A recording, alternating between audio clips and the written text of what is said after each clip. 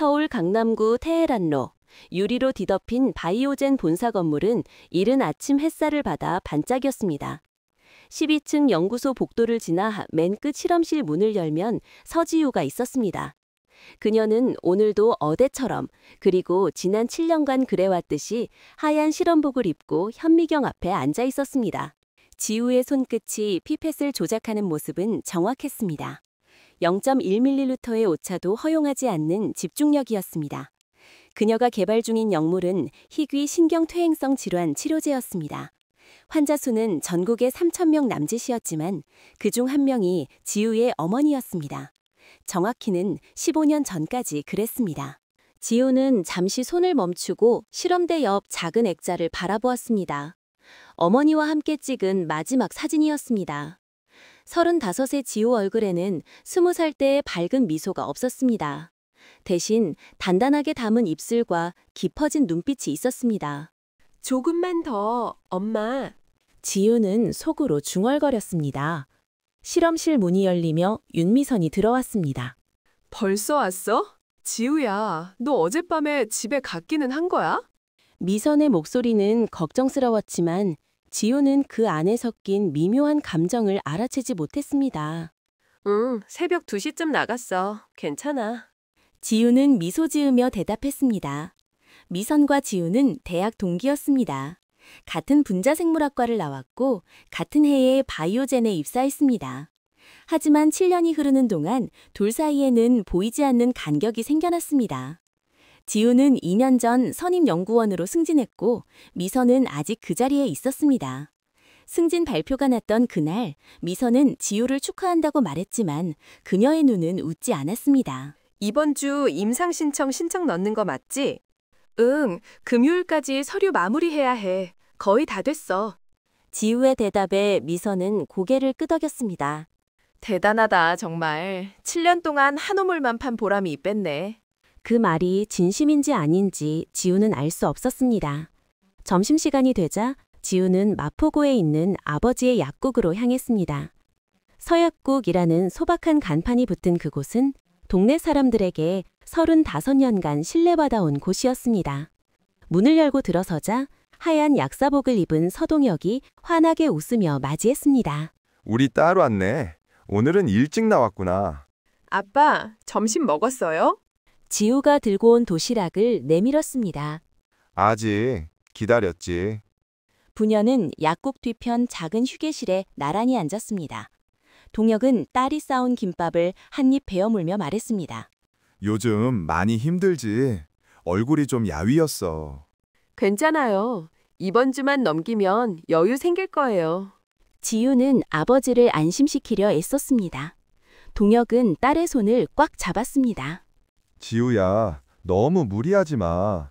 엄마도 네가 건강하길 바라실 거야. 그 말에 지우의 눈시울이 붉어졌습니다. 알아요, 아빠.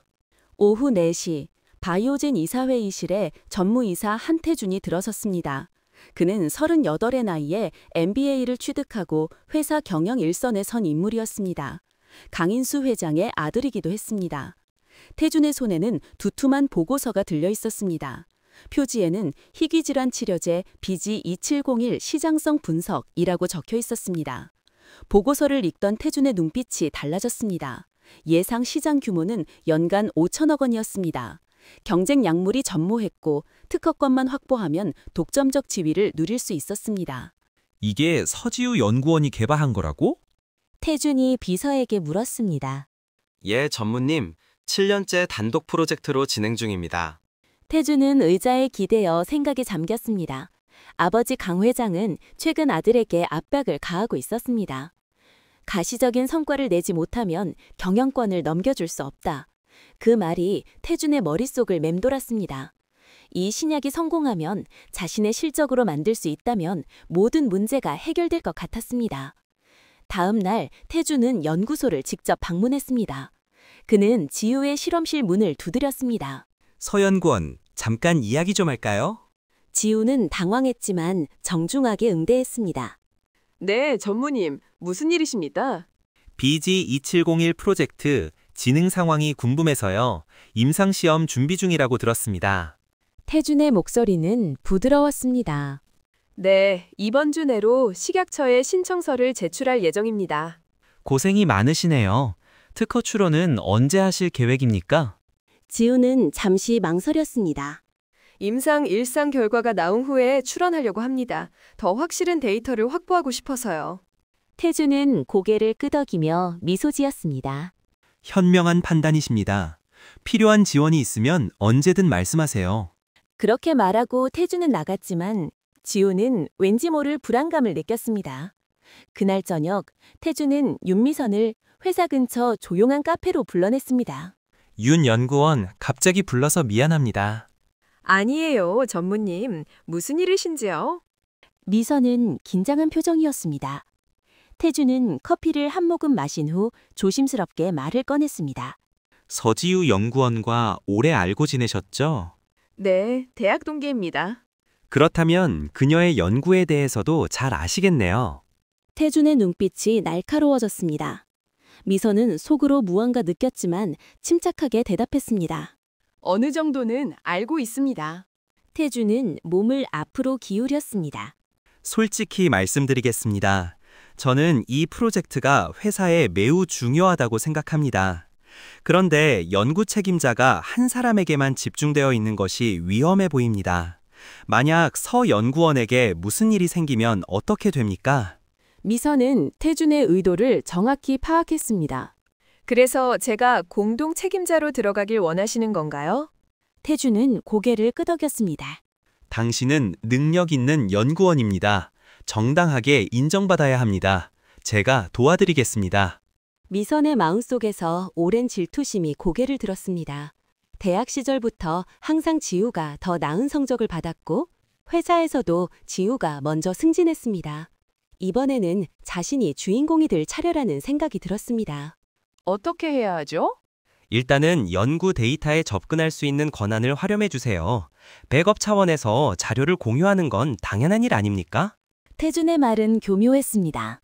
미선은 잠시 망설였지만 결국 고개를 끄덕였습니다. 알겠습니다. 며칠 후 어느 밤 지호는 집에서 연구 서류를 정리하다가 회사 서버에 접속했습니다. 자신의 연구 폴더를 열어보던 중 이상한 로그를 발견했습니다. 밤 11시 23분, 자신이 퇴근한 후 누군가 파일을 열어본 흔적이 있었습니다. 접속 계정은 표시되지 않았습니다.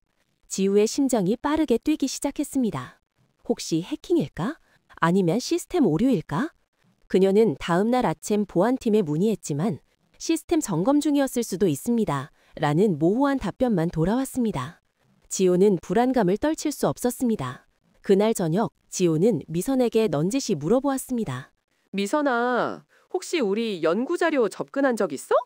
미선은 태연하게 웃었습니다. 무슨 소리야? 왜 그래? 아니, 로그에 이상한 기록이 있어서. 너 요즘 너무 피곤한 거 아니야? 예민해진 것 같은데. 지호는 더 이상 묻지 않았습니다. 하지만 마음 한구석에는 의심이 싹트기 시작했습니다. 그날 밤 지호는 연구실 창문 너머로 서울 야경을 바라보았습니다. 수많은 불빛이 반짝였지만 그녀의 마음은 어두웠습니다. 무언가 잘못되어 가고 있다는 예감이 들었습니다. 지우는 며칠 동안 잠을 제대로 이루지 못했습니다. 연구 서버에 이상한 접속 기록이 계속 머릿속을 맴돌았습니다. 그녀는 혼자 조사를 시작하기로 결심했습니다. 점심시간을 이용해 IT 부서를 찾아갔지만 담당자는 보안상 상세 로그는 공개할 수 없다며 협조하지 않았습니다. 지우는 다른 방법을 찾아야 했습니다. 그녀는 개인적으로 알고 지내던 IT팀 막내 직원에게 부탁했습니다. 제발 한 번만 봐줄 수 있을까요? 제 연구 자료가 유출됐을 수도 있어요. 그 직원은 난처한 표정을 지었지만 지우의 간절함에 못 이겨 잠시 자리를 비운 사이 화면을 보여주었습니다. 화면에는 명확했습니다. 지난 2주 동안 총 5차례 밤 11시에서 새벽 1시 사이에 지우의 연구 폴더가 열렸습니다. 접속 계정은 YMS_바이오였습니다. 윤미선의 이니셜이었습니다. 지우는 숨이 막혔습니다. 이건 실수일 수도 있지 않을까요? 그녀는 스스로에게 물었지만 5번이 실수일 리 없었습니다. 그날 오후 지우는 미선과 단둘이 대화할 기회를 만들었습니다. 옥상 휴게 공간에서 지우는 조심스럽게 말을 꺼냈습니다. 미선아, 내가 물어볼 게 있어. 뭔데? 미선은 커피를 마시며 태연하게 대답했습니다. 혹시 최근에 내 연구 파일 열어본 적 있어? 지우의 목소리는 떨렸습니다. 미선의 표정이 순간 굳었지만 곧 웃으며 말했습니다. 왜 또 그래? 지난번에도 물어봤잖아. 없다니까. 로그에 내 계정으로 접속한 기록이 있더라. 지우가 직접적으로 말했습니다. 미선의 얼굴이 창백해졌습니다. 그건 오류일 거야. 나 그런 적 없어. 하지만 그녀의 목소리는 확신이 없었습니다. 5번이나? 지우가 다그쳤습니다. 모르겠어. IT팀에 확인해봐. 나는 정말 모르는 일이야. 미선은 서둘러 자리를 떠났습니다. 지우는 혼란스러웠습니다. 미선이 거짓말을 하고 있다는 것을 본능적으로 알았지만 왜 그러는지 이해할 수 없었습니다. 그날 밤 지우는 야근을 하며 혼자 실험실에 남아 있었습니다. 밤 10시가 넘자 건물은 조용해졌습니다. 화장실을 가려고 복도로 나선 지우는 회의실에서 새어나오는 불빛을 발견했습니다. 누군가 안에 있었습니다. 지우는 조심스럽게 다가갔습니다. 반쯤 열린 문틈으로 목소리가 들려왔습니다. 태준과 미선이었습니다. 조금만 더 기다리면 됩니다. 지우가 의심하기 시작했지만 확실한 증거는 없어요. 좋아요. 다음 주 이사회에서 제가 연구 책임자 전환 승인을 받을 겁니다. 그때까지 더 이상 흔적을 남기지 마세요. 태준의 목소리는 차갑고 단호했습니다. 지우는 벽에 등을 기댄 채 숨을 죽였습니다. 온몸이 얼어붙는 것 같았습니다. 자신이 7년 동안 쌓아온 모든 것이 순식간에 무너지는 느낌이었습니다. 그녀는 조용히 자리를 피해 실험실로 돌아왔습니다. 손이 떨려서 피펫을 제대로 잡을 수 없었습니다. 다음 날 아침 지우는 연구소장 김석진 박사를 찾아갔습니다. 소장님, 제가 심각한 문제를 발견했습니다. 지우는 떨리는 목소리로 지난 며칠간의 일을 설명했습니다. 서버 접속 기록, 미선과 태준의 대화, 모든 것을 있는 그대로 말했습니다. 서 연구원, 이건 매우 민감한 문제입니다. 증거가 확실합니까? 서버 로그가 있습니다. IT팀에 확인해 보시면 됩니다. 지우가 간곡하게 말했습니다. 하지만 김 소장은 고개를 저었습니다. 전무님을 상대로 이런 의심을 제기하는 건 위험한 일입니다. 혹시 오해는 아닐까요? 지우는 절망했습니다. 소장님, 제 7년이 걸려 있습니다. 제발 조사해 주세요. 하지만 김 소장은 단호했습니다. 더 확실한 증거를 가지고 오세요. 그 전에는 어떤 조치도 취할 수 없습니다. 지우는 소장실을 나오며 무력감에 빠졌습니다. 회사 내 권력 구조는 생각보다 견고했습니다. 그날 저녁 지우는 아버지 약국을 찾았습니다. 동혁은 딸의 창백한 얼굴을 보자마자 알아챘습니다. 무슨 일이야, 지우야? 지우는 아버지 앞에서 처음으로 눈물을 흘렸습니다. 아빠, 저 어떻게 해야 해요? 그녀는 모든 이야기를 털어놓았습니다. 지우야, 아빠는 네가 거짓말할 아이가 아니라는 걸 알아. 우리 함께 방법을 찾아보자. 그의 목소리는 단단했습니다. 하지만 회사에서는 아무도 제 말을 안 믿어요. 지우가 울먹였습니다. 그럼 회사 밖에서 도움을 찾아야지. 동혁은 문득 한 사람을 떠올렸습니다. 내 약국 단골 손님 중에 변호사가 있어. 지적재산권 전문가래. 한번 상담받아보는 게 어떻겠니? 지우는 고개를 끄덕였습니다. 지푸라기라도 잡고 싶은 심정이었습니다. 다음 날 오후 지우는 서초동에 있는 법률사무소를 찾았습니다. 박민재 변호사는 37의 침착한 인상이었습니다. 그는 지우의 이야기를 처음부터 끝까지 주의 깊게 들었습니다. 서버로그 확인은 하셨습니까? 네, 미선 씨 계정으로 5번 접속했습니다. 민재는 턱을 쓸었습니다. 기업 내부 분쟁은 복잡합니다. 특히 상대가 임원급이라면 더욱 그렇습니다. 그의 말에 지우는 낙담했습니다. 그럼 방법이 없다는 말씀인가요? 민재는 잠시 생각하더니 말했습니다. 방법이 없는 건 아닙니다. 하지만 철저한 증거 확보가 필요합니다. 도와주시겠습니까? 지우가 간절하게 물었습니다. 민재는 지우의 눈을 바라보았습니다. 그 안에는 7년간의 노력과 절박함이 담겨 있었습니다. 민재는 마음속으로 결심했습니다. 알겠습니다. 일단 연구 노트와 모든 관련 자료를 가져오세요. 제가 검토해 보겠습니다. 지우는 감사의 인사를 하고 사무실을 나왔습니다. 처음으로 희망이 보이는 것 같았습니다. 하지만 그녀는 몰랐습니다. 태준이 이미 바음수를 준비하고 있다는 것을. 일주일 후 바이오젠 이사회가 열렸습니다. 태준은 준비한 서류를 제출했습니다. BG2701 프로젝트의 연구 책임자를 재조정하고자 합니다. 현재 단독 책임자인 서지우 연구원의 연구 윤리에 문제가 발견되었습니다. 이사들은 술렁였습니다. 무슨 문제입니까? 강 회장이 물었습니다. 데이터 조작 의혹입니다. 내부 감사 결과 여러 실험 결과가 재현되지 않는다는 보고가 있었습니다. 태준의 목소리는 침착했습니다. 사실 그 보고서는 태준이 미선과 함께 조작한 것이었습니다. 서 연구원에게 해명 기회를 주어야 하지 않겠습니까? 물론입니다. 하지만 그 전에 징계위원회 회부가 필요합니다. 태준의 제안에 이사회는 동의했습니다. 회사의 명예가 걸린 문제였기 때문입니다. 지우는 이틀 후 징계위원회 소환 통보를 받았습니다. 혐의 내용을 읽은 지우는 경악했습니다. 데이터 조작, 연구 부정행위, 모든 것이 거짓이었습니다. 그녀는 즉시 민재에게 연락했습니다. 변호사님, 이제 어떻게 해야 합니까? 침착하세요. 징계위원회에서 당신의 연구 노트와 원본 데이터를 제시하세요. 저도 배석하겠습니다. 민재의 목소리는 안정적이었습니다. 하지만 지우는 불안했습니다. 회사가 이미 태준 편을 들고 있다는 것을 알고 있었기 때문입니다. 징계위원회 당일 지우는 모든 자료를 중기해 갔습니다. 하지만 위원회는 공정하지 않았습니다. 미선이 증인으로 나와 거짓 증언했습니다. 지우가 여러 차례 실험 결과를 조작하는 것을 목격했습니다. 지우는 믿을 수 없다는 표정으로 미선을 바라보았습니다. 그건 거짓말이에요. 미선, 어떻게 이럴 수가 있어? 지우가 외쳤습니다. 하지만 위원회는 지우의 항변을 묵살했습니다. 서 연구원, 진정하세요. 격한 반응은 당신에게 불리합니다. 위원장이 차갑게 말했습니다. 결과는 3개월 정직이었습니다.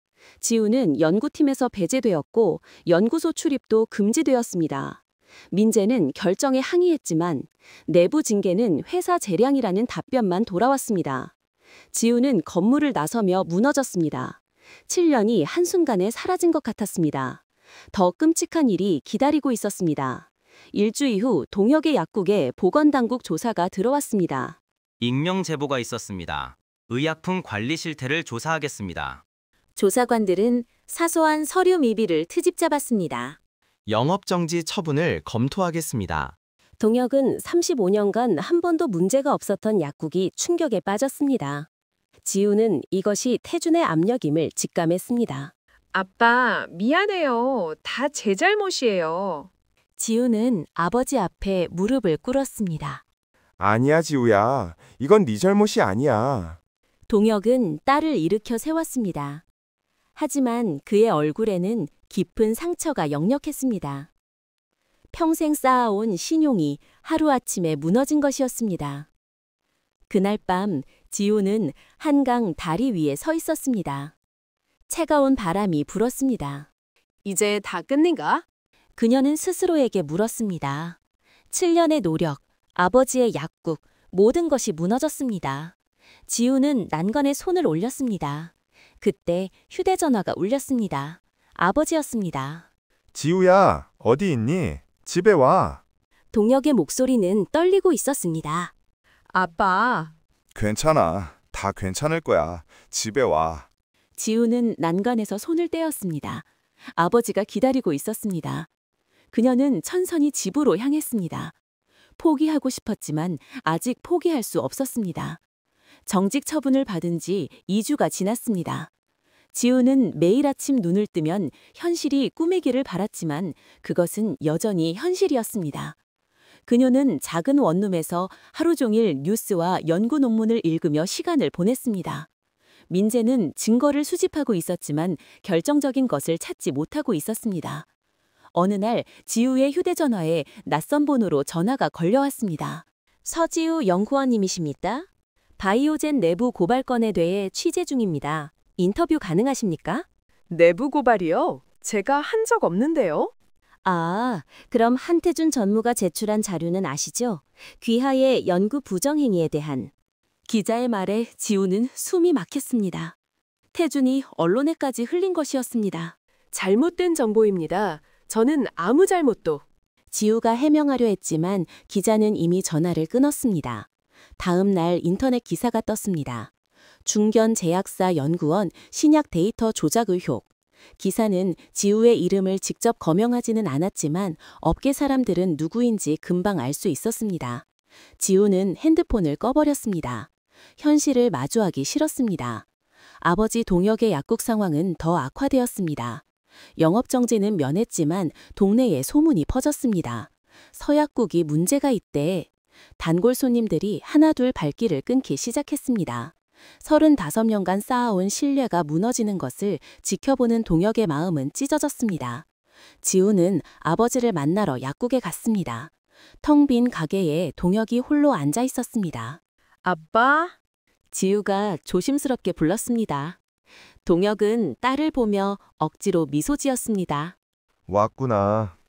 괜찮아. 다 지나갈 거야. 하지만 지우는 알고 있었습니다. 아버지가 얼마나 힘들어하는지. 아빠, 제가 다 잘못했어요. 제가 없었으면 아빠는 이런 일 안 겪으셨을 텐데. 지우의 눈에서 눈물이 흘러내렸습니다. 동혁은 일어나 딸을 안아주었습니다. 절대 그런 말 하지 마. 넌 내 자랑이야. 그날 저녁 지우는 민재를 만났습니다. 변호사님, 저 이제 포기하고 싶어요. 지우의 목소리는 지쳐 있었습니다. 민재는 진지하게 그녀를 바라보았습니다. 포기하면 그들의 승리입니다. 정말 그래도 괜찮습니까? 하지만 증거가 없잖아요. 서버 로그만으로는 부족하고 회사는 저를 믿지 않아요. 이제 학계에까지 소문이 퍼졌어요. 제 인생은 끝났어요. 지우는 고개를 떨구었습니다. 민재는 잠시 말이 없었습니다. 그도 어려움을 느끼고 있었습니다. 하지만 포기할 수는 없었습니다. 서 연구원님, 한 가지만 믿어주세요. 진실은 반드시 밝혀집니다. 시간이 걸릴 뿐입니다. 그의 목소리에는 확신이 담겨 있었습니다. 한편 바이오젠에서는 태준이 자신의 계획을 착착 진행하고 있었습니다. 그는 이사회에서 BG2701 프로젝트의 새로운 연구 책임자로 임명되었습니다. 명목상 책임자는 미선이었지만 실질적 권한은 태준이 쥐고 있었습니다. 이제 특허 출원 준비를 시작하겠습니다. 태준이 회의에서 발표했습니다. 연구 책임자는 윤미선 연구원, 공동 발명자는 저와 강인수 회장님으로 등록하겠습니다. 이사들은 박수를 쳤습니다. 아무도 지우를 떠올리지 않았습니다. 미선은 회의가 끝난 후 혼자 실험실에 남아 있었습니다. 그녀는 지우의 빈 책상을 바라보았습니다. 양심의 가책이 밀려왔습니다. 내가 뭘 하고 있는 거지? 하지만 이미 돌아갈 수 없는 강을 건넌 상태였습니다. 그날 밤 미선은 술을 마시며 대학 시절을 떠올렸습니다. 지우와 함께 실험실에서 밤을 새우던 날들, 함께 꿈을 이야기하던 시간들. 나 왜 이렇게 됐을까? 그녀는 스스로에게 물었지만 답은 없었습니다. 후대 연구원 이정아는 회사 분위기가 이상하다는 것을 느꼈습니다. 선배 지우가 갑자기 사라졌고 미선 선배는 눈에 띄게 불안해 보였습니다. 정아는 지우에게 개인적으로 연락을 취했습니다. 선배님, 괜찮으세요? 지우는 정아의 메시지를 보고 눈물이 났습니다. 아직 자신을 걱정해주는 사람이 있다는 것이 감사했습니다. 응, 괜찮아. 걱정해줘서 고마워. 지우는 짧게 답장했습니다. 하지만 정아는 만족하지 않았습니다. 그녀는 회사에서 무슨 일이 벌어지고 있는지 알고 싶었습니다. 정아는 조심스럽게 조사를 시작했습니다. 그녀는 연구 서버 접속 기록을 확인해 보았고 미선 선배의 이상한 행적을 발견했습니다. 또한 태준 전무가 자주 연구소를 방문하며 미선과 단둘이 회의하는 것도 목격했습니다. 어느 날 정아는 우연히 태준과 미선의 대화를 엿듣게 되었습니다. 휴게실에 혼자 있던 정아는 복도에서 들려오는 목소리에 귀를 기울였습니다. 특허 출원은 다음 주까지 마무리됩니다. 서지우는 이미 업계에서 매장되었고요. 하지만 전무님, 저 요즘 잠을 못 자요. 지우가 너무 불쌍해요. 미선의 목소리는 떨리고 있었습니다. 지금 와서 무슨 소립니까? 이미 시작한 일입니다. 끝까지 가야 합니다.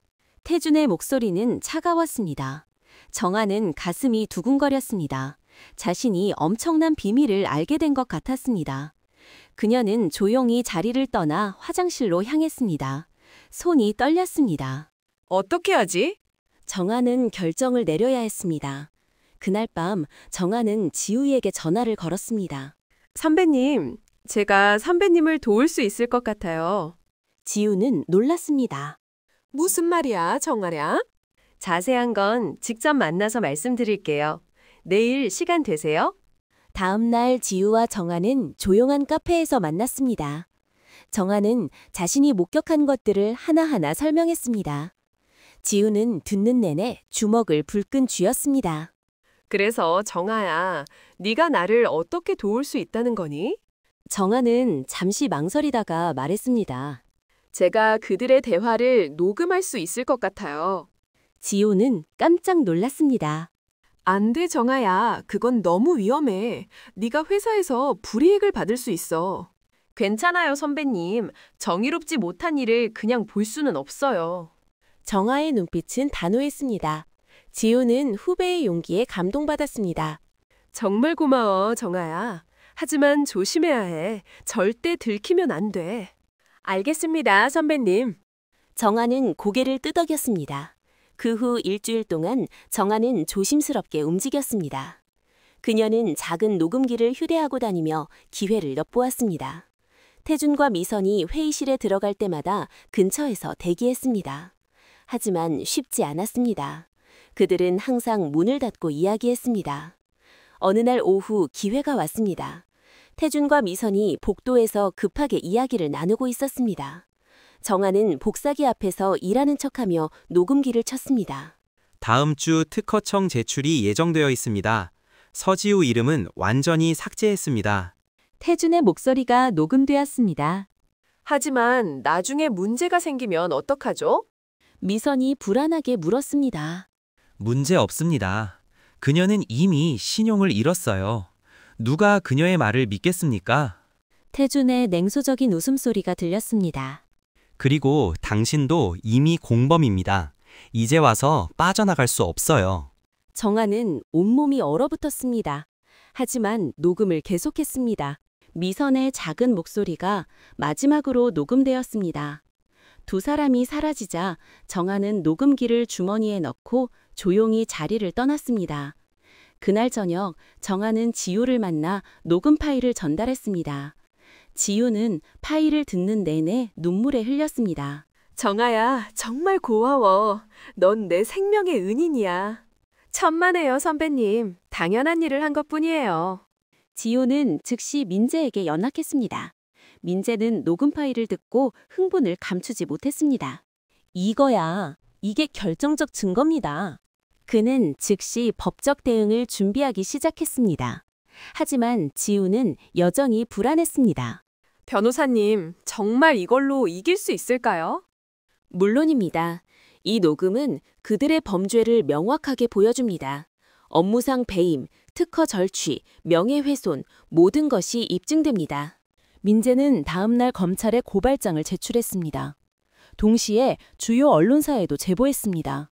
중견 제약사 임원, 연구원 성과 가로채기. 기사가 터지자 바이오젠은 순식간에 위기에 빠졌습니다. 태준은 기사를 보고 경악했습니다. 어떻게 된 거야? 누가 흘린 거지? 그는 미선에게 전화를 걸었지만 미선도 아무것도 몰랐습니다. 회사는 패닉 상태에 빠졌고 주가는 폭락하기 시작했습니다. 강 회장은 긴급 이사회를 소집했습니다. 태준, 이게 대체 무슨 일인가? 아버지의 분노에 태준은 아무 말도 할 수 없었습니다. 검찰 조사가 시작될 것입니다. 당분간 모든 업무에서 손을 떼게.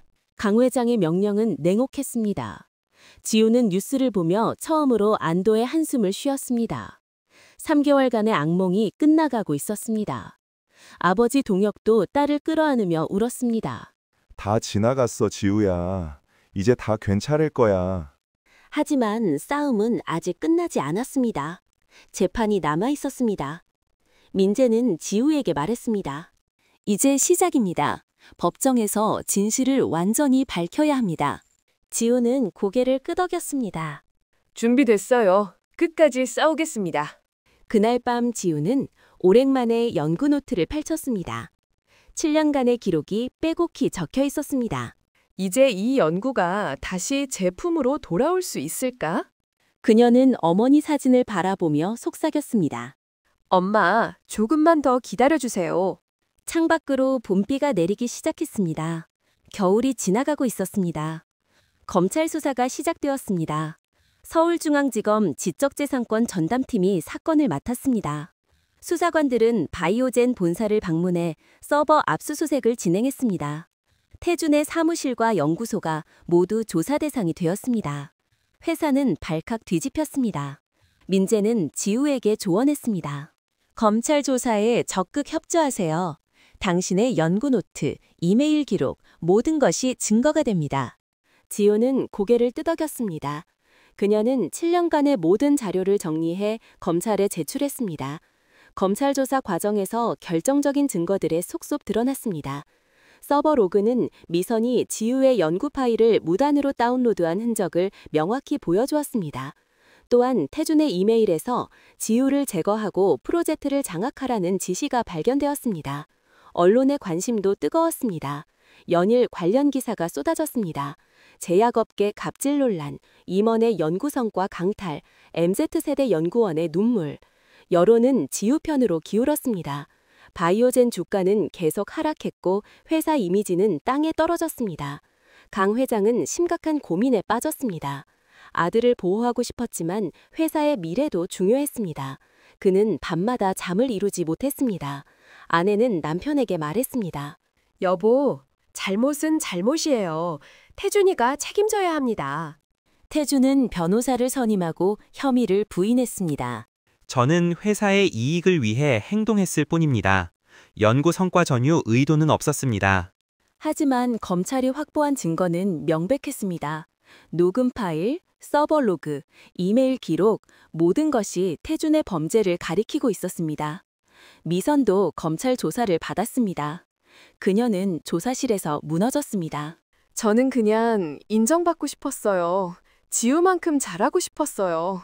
수사관은 냉정하게 물었습니다. 그래서 친구를 배신한 겁니다. 미선은 고개를 숙였습니다. 대답할 수 없었습니다. 재판 날짜가 잡혔습니다. 서울중앙지방법원에서 첫 공판이 열렸습니다. 방청석은 기자들과 시민들로 가득 찼습니다. 지우는 민재와 함께 법정에 들어섰습니다. 맞은편에는 태준과 그의 변호인단이 앉아 있었습니다. 재판장이 입장하며 재판이 시작되었습니다. 피고인 한태준은 업무상 배임, 특허 절취, 명예훼손 혐의로 기소되었습니다. 피고인 윤미선은 공범으로 기소되었습니다. 태준의 얼굴은 굳어 있었습니다. 첫 증인으로 지우가 증언대에 섰습니다. 검사가 물었습니다. 증인은 BG2701 프로젝트의 실제 연구 책임자입니까? 예, 그렇습니다. 저는 7년간 단독으로 이 연구를 수행해 왔습니다. 지우의 목소리는 떨렸지만 명확했습니다. 피고인 한태준이 귀하의 연구를 가로채려 했다는 증거가 있습니까? 지우는 연구 노트와 서버 로그를 제시했습니다. 이것이 제 7년간의 연구 기록입니다. 그리고 이것이 윤미선 연구원이 무단으로 제 파일에 접속한 기록입니다. 태준의 변호인이 반대 신문을 시작했습니다. 증인, 회사 내 연구는 모두 회사 소유 아닙니까? 물론입니다. 하지만 연구자의 기여는 인정되어야 합니다. 특허 출연 시 발명자로 등재되는 것이 당연합니다. 지우는 침착하게 대응했습니다. 다음 증인은 이정화였습니다. 정화는 녹음 파일의 출처와 경위를 설명했습니다. 저는 태준 전무와 미선 선배가 나누는 대화를 우연히 듣게 되었습니다. 그리고 그것이 범죄 행위라고 판단해 녹음했습니다.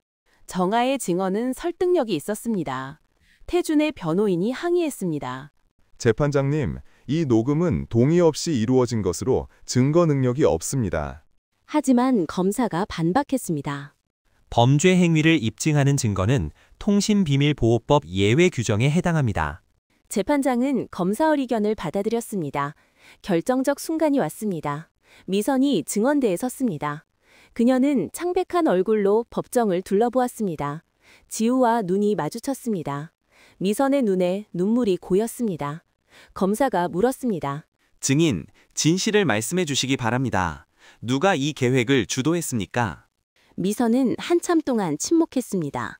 법정은 숨죽인 듯 조용했습니다. 마침내 미선이 입을 열었습니다. 한태준 전무님입니다. 방청석이 술렁였습니다. 전무님이 저에게 지우 선배의 연구 데이터를 훔쳐오라고 지시했습니다. 그 대가로 무엇을 약속받았습니까? 승진과 연구 책임자 자리를 약속받았습니다. 미선의 목소리는 떨렸습니다. 저는 욕심에 눈이 멀었습니다. 지우 선배를 배신했습니다. 정말 죄송합니다. 그녀는 지우를 향해 고개를 숙였습니다. 거짓말입니다. 그녀가 먼저 제안했습니다. 하지만 재판장이 제지했습니다. 피고인, 자리에 앉으십시오. 태주는 분노한 표정으로 자리에 앉았지만 이미 패배를 직감하고 있었습니다. 최종 변론 단계에서 검사는 강력하게 주장했습니다. 이 사건은 단순한 회사 내부 갈등이 아닙니다. 권력을 가진 자가 약자의 노력을 짓밟은 명백한 범죄입니다. 엄정한 처벌을 요청합니다. 방청석에서 박수가 터져나왔습니다. 민재는 지우의 손을 꽉 잡았습니다. 잘하셨습니다. 이제 곧 끝납니다. 지우는 눈물을 흘렸습니다. 3개월간의 고통이 주마등처럼 스쳐 지나갔습니다. 아버지 동혁도 방청석에서 딸을 바라보며 조용히 눈물을 닦았습니다. 2주 후 선고 공판이 열렸습니다. 재판장이 판결문을 낭독했습니다. 피고인 한태준에게 징역 3년을 선고한다. 피고인 윤미선에게 징역 1년, 집행유예 2년을 선고한다. 법정에서 탄성이 터져나왔습니다. 피고인들은 자신의 이익을 위해 타인의 노력을 가로채려 했으며 이는 우리 사회의 정의와 신뢰를 해치는 중대한 범죄입니다. 재판장의 목소리는 단호했습니다. 태주는 고개를 떨구었고 미선은 흐느꼈습니다. 재판이 끝나고 법정을 나서는 지우를 기자들이 둘러쌌습니다. 소감 한 말씀 부탁드립니다. 지우는 잠시 생각하다가 마이크 앞에 섰습니다. 저는 단지 제가 한 일을 인정받고 싶었을 뿐입니다. 오늘 판결은 제게만이 아니라 정당한 대우를 받지 못하는 모든 연구자들에게 희망이 될 것입니다. 그날 저녁 뉴스 메인은 이 판결이었습니다. 제약업계 갑질 사건, 정의 승리. 여론은 뜨거웠습니다. 바이오젠은 주가 회복을 위해 대대적인 쇄신을 약속했습니다. 강 회장은 기자회견을 열고 공개 사과했습니다. 저는 아버지로서 그리고 경영자로서 깊이 반성합니다. 서지우 연구원에게 진심으로 사죄드립니다. 강 회장의 목소리는 떨렸습니다. 앞으로 우리 회사는 연구자의 권리를 최우선으로 보호하겠습니다. 지우에게 회사 복직 제안이 들어왔습니다. 그뿐 아니라 연구소장 직위도 함께 제안되었습니다. 지우는 며칠 동안 고민했습니다. 아버지와 민재에게 조언을 구했습니다. 지우야, 네가 원하는 대로 해. 아빠는 네 결정을 존중할게. 동혁이 말했습니다. 저는 복직을 수락하겠습니다. 하지만 조건이 있습니다. 지우는 강 회장 앞에서 당당하게 말했습니다. 연구윤리위원회를 신설하고 연구자 권리 보호 규정을 명문화해 주십시오. 강 회장은 흔쾌히 동의했습니다. 그렇게 하겠습니다. 지우는 연구소로 돌아왔습니다. 동료들이 박수로 맞이했습니다. 정아는 달려와 지우를 껴안았습니다. 선배님, 정말 축하드려요. 정아야, 네가 없었으면 불가능했어. 고마워. 두 사람은 눈물을 흘리며 웃었습니다. 지우는 다시 실험복을 입고 연구실에 섰습니다. 7년 전 그 자리였습니다. 하지만 이제 그녀는 달랐습니다. 더 강해졌고 더 단단해졌습니다. 이제 다시 시작이야. 지우는 현미경 앞에 앉으며 중얼거렸습니다. 그날 저녁 지우는 민재와 함께 저녁 식사를 했습니다. 변호사님, 정말 감사합니다. 선생님이 없었다면 저는 포기했을 거예요. 아닙니다. 당신이 포기하지 않았기에 가능했습니다. 민재는 미소 지었습니다. 그런데 말이죠, 변호사님. 지우가 수줍게 말했습니다. 이제 슬슬 이름으로 불러도 될까요? 계속 변호사님이라고만 하기엔. 그럼 저도 지우 씨라고 불러도 될까요? 물론이죠, 민재 씨. 두 사람은 마주보며 웃었습니다. 긴 겨울이 지나고 봄이 왔습니다. 서울에 봄이 찾아왔습니다. 바이오젠 연구소 창문 너머로 벚꽃이 흩날렸습니다. 지우는 연구소장실 책상에 앉아 서류를 검토하고 있었습니다. 3개월 전만 해도 상상할 수 없었던 일이었습니다. 책상 위에는 연구소장 서지호라는 명패가 놓여 있었습니다. 소장님, 오늘 연구윤리위원회 첫 회의가 있습니다. 정아가 문을 두드리며 들어왔습니다. 지우는 미소 지었습니다. 정아야, 우리끼리는 그냥 선배라고 불러. 안 됩니다, 소장님. 공식 석상에서는 제대로 불러야죠. 정아는 장난스럽게 웃었습니다. 연구윤리위원회는 지우의 제안으로 신설된 조직이었습니다. 연구자의 권리를 보호하고 윤리적 연구 환경을 조성하는 것이 목표였습니다. 지우는 위원장을 맡았고 외부 전문가들도 위원으로 참여했습니다. 첫 회의는 성공작이었습니다. 이제 우리 회사에서는 2번 다시 그런 일이 일어나지 않을 것입니다. 지우는 확신에 찬 목소리로 말했습니다. BG2701 프로젝트도 재개되었습니다. 지우는 정아를 포함한 새로운 팀을 구성했습니다. 이번에는 함께 가는 거예요. 혼자가 아니라 팀으로. 지우는 첫 팀 미팅에서 말했습니다. 팀원들은 환호했습니다. 연구는 순조롭게 진행되었고 임상 일상 준비가 다시 시작되었습니다. 마포구 서약국도 활기를 되찾았습니다. 단골 손님들이 하나둘 돌아왔습니다. 서 선생님, 그동안 오해해서 죄송했습니다. 따님분 정말 대단하시더라고요.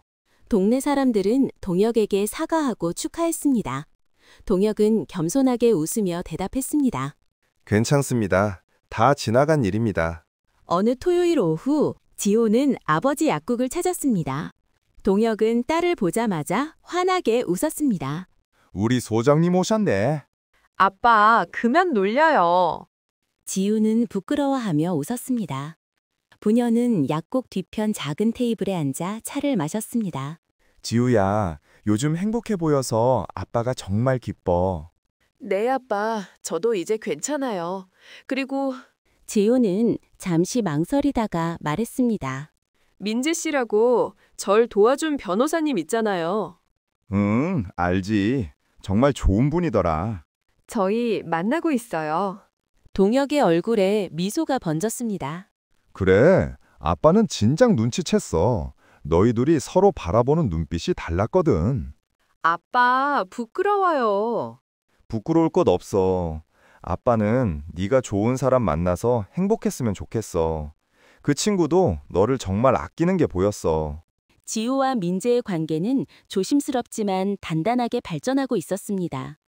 주말마다 함께 시간을 보냈고 서로의 꿈과 상처를 나누었습니다.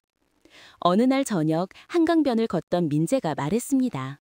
지우 씨, 저는 처음 당신을 만났을 때 단지 의뢰인으로만 생각했습니다. 하지만 함께 싸우면서 당신의 진정성과 용기를 보았습니다. 그리고 사랑하게 되었습니다.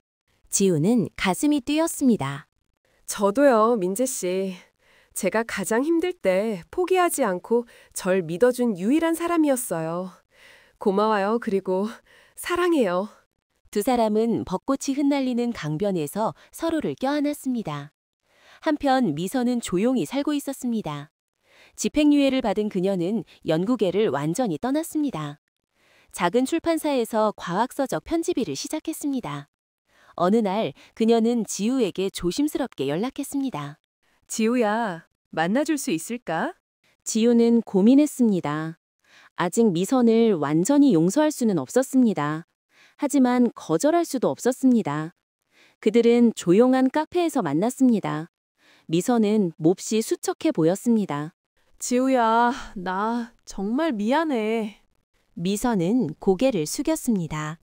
미선아, 네가 나한테 한 일은 절대 잊을 수 없어. 지우의 목소리는 차분했습니다. 하지만 미워하며 살고 싶지는 않아. 그건 나를 더 힘들게 할 뿐이니까. 고마워, 지우야. 나는 평생 이 죄책감을 안고 살 거야. 언젠가 조금이라도 용서받을 수 있을까? 시간이 필요해. 지금은 솔직히 힘들어. 지우는 정직하게 대답했습니다. 알겠어. 기다릴게. 미선은 작게 미소 지었습니다. 두 사람은 예전처럼 친구가 될 수는 없었지만 적어도 서로에게 평화를 주었습니다. 강 회장은 약속대로 회사 혁신을 단행했습니다. 연구자 중심의 조직 문화를 만들었고 투명한 성과평가 시스템을 도입했습니다. 태준의 자리는 외부 전문 경영인으로 채워졌습니다.